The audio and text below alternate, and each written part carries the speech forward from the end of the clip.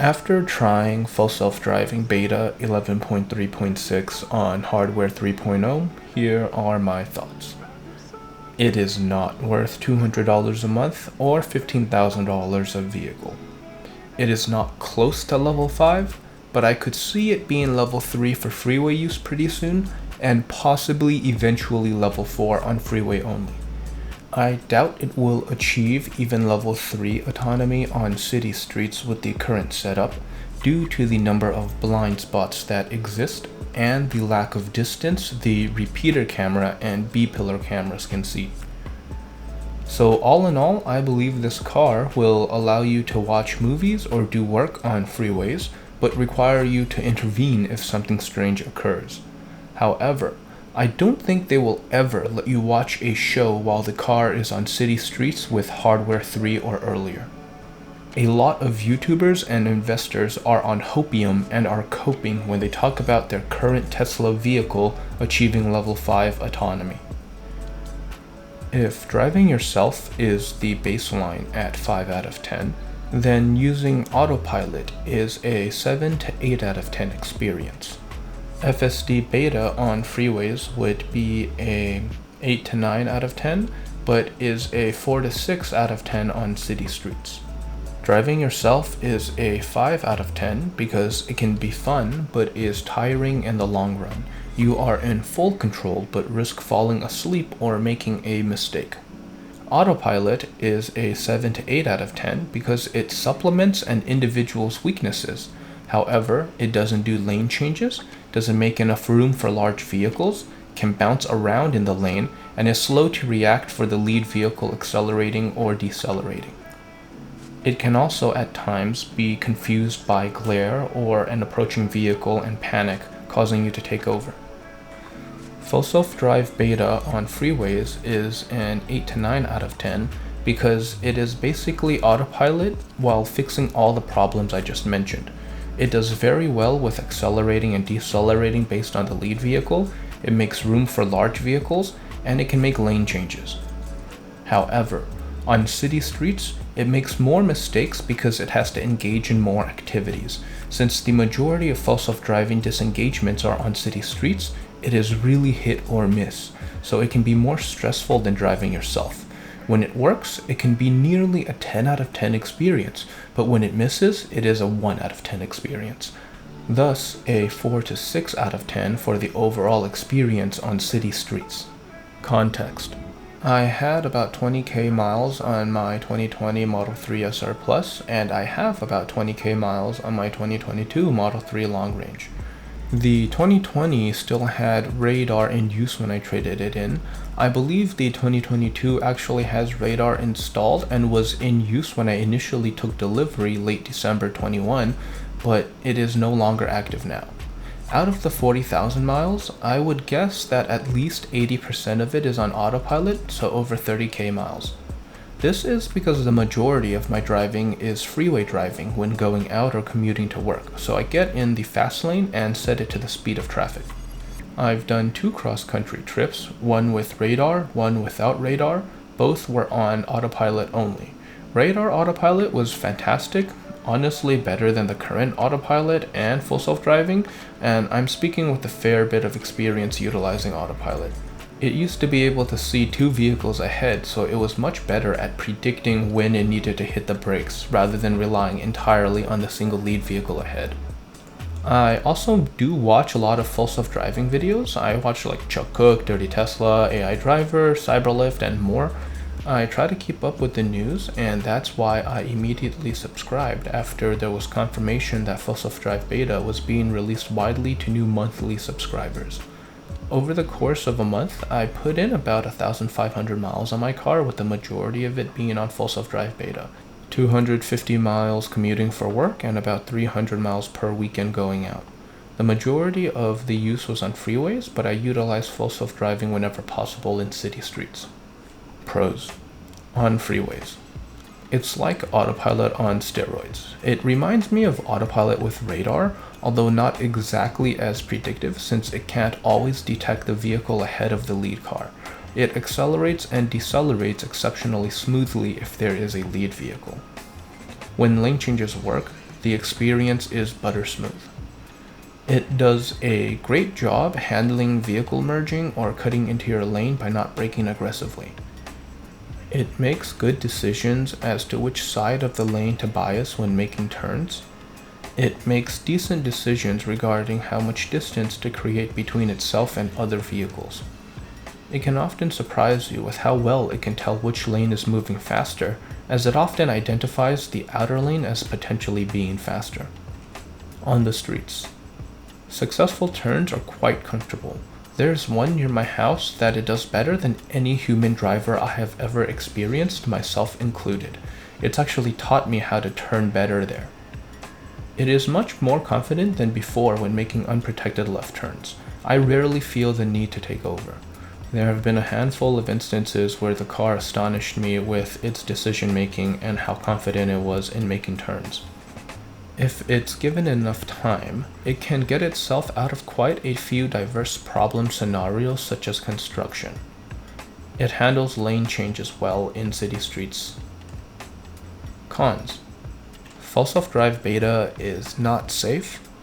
As a Tesla fan and someone who owns a few shares and has put a fair amount of money into calls, I cannot in good faith say the software is ready. It drives like a grandparent that, if we were being honest, probably shouldn't be on the road at this point, or like someone who just got their permit but has anxiety about driving. This means it can do the basics and possibly even do them really well. But anytime a complex scenario occurs or traffic exists, you have to start praying it doesn't panic and make a horrible mistake. If you let it play out some scenarios, it will actually drive into construction zones, complete a lane change halfway but decide to change its mind last minute, or swerve between lanes because the markings changed. From most frequent issues to least frequent issues on freeways. The left bias or left drift is too severe when passing a truck with a trailer or an 18-wheeler. I constantly end up riding the cat eyes, causing noise and discomfort. It should bias slightly or allow us to choose how much it drifts over. This is mostly a problem on 2-lane highways. The NHTSA speed ruling. NHTSA made it so that you cannot just keep a set speed when you're driving, so the car constantly adjusts the speed based on the freeway setting. This is unsafe in California, since it is legal to move at the flow of traffic even if it is above the posted speed limit if conditions permit. Conditions such as sunny, clear weather, so 80 to 90% of the year. I have the percent offset, but that still doesn't fix all the speed drops that can occur. Passing lane hog. This thing drives like it's from California. It hogs the left lane on every freeway. If I am driving in the middle lane and I set it to a slightly higher speed than what the lead vehicle has, the car will try to get into the passing lane just to get ahead. It even wants to use the carpool lane as a passing lane. I have no idea why full self-driving cannot recognize it as a carpool lane because autopilot is able to. Lane change cancellations. The car often initiates a lane change by turning on the blinker, but will cancel it quickly. Sometimes it turns on the blinker, makes it halfway into the other lane, and then will try to cancel and whip itself back into the original lane. This can occur if the car sees a vehicle accelerating into its planned path, or if the gap narrows slightly due to the lead vehicle in the planned path decelerating before the car can finish executing its move. The car fails at lower speeds much more than at higher speeds, which is a huge issue. In one of my videos, the majority of negative highlights was the car canceling lane change attempts. In basically every instance of cancellation, the car could have completed the action if it dedicated. I know this for a fact because I end up completing the lane change anyway if the car panics and tries to swing itself back into the correct lane. Issues on city streets. Limited visibility from camera setup. There are many turns near where I live that have walls or fences that extend immediately along the sidewalk, creating massive blind spots for drivers. This requires you to lean your head forward to peek left and right before making the turn. Full self-drive beta cannot do this, so it compensates by creeping forward until the B-pillar cameras can see. However, at this point, the car would basically be sitting in the middle of the street before committing to the turn. This is not acceptable nor safe. The fisheye lens can see quite far left and right with some B-pillar camera overlap, but it still isn't sufficient in certain scenarios. Dangerous disengagements. Sometimes full self-driving panics and disengages. It does it at the worst times, but keeps the cruise control on, so the car at least keeps driving forward. The warning can be abrupt and take over instant. I know this is part of participating in a beta, but it is still scary. Map data versus full self-driving. There seems to be too much reliance on map data. I understand why, as you need to know how to get to which lane and which is safe for turning, what leads where, how to find the parking lot, and the like. But this has resulted in the car choosing incorrect lanes due to outdated data. There is an on-ramp near where I live that has 4 lanes, a left turn lane, 2 straights, and a right turn lane. The car always gets into the turn right only lane when attempting to get onto the freeway due to map data, despite it displaying the fact it knows where to go on the full self-drive planning. People in the area often make this mistake and end up cutting over into the correct lane to make it onto the on-ramp, but this shouldn't be something that full self-driving does. There is also an off-ramp near where I work that splits into 2 lanes, a left turn lane and a 2-way turn lane. If you turn left, the 2 lanes split into 4 lanes. On the off-ramp, the car will take either lane and then make a left turn to get to my work. However, the car always takes the leftmost lane when doing the off-ramp and then try to turn onto the right lane for no reason, while trying to make a left turn immediately after. This confuses everybody on the off-ramp and is dangerous. Ghost stop signs. I think the car is operating on a certain set of logic for every street. I live on a weird turn where 2 streets meet, but there is no stop sign. The car will come to a complete stop, turn on its blinker, and then proceed. And maybe it's safe in theory, but it's confusing for other drivers behind me. The car has also read do not enter signs or weirdly angled stop signs as being appropriate for the lane it is in, causing the car to slow or stop out of nowhere. This has occurred twice for me in different locations. Map data can put the car into dangerous scenarios.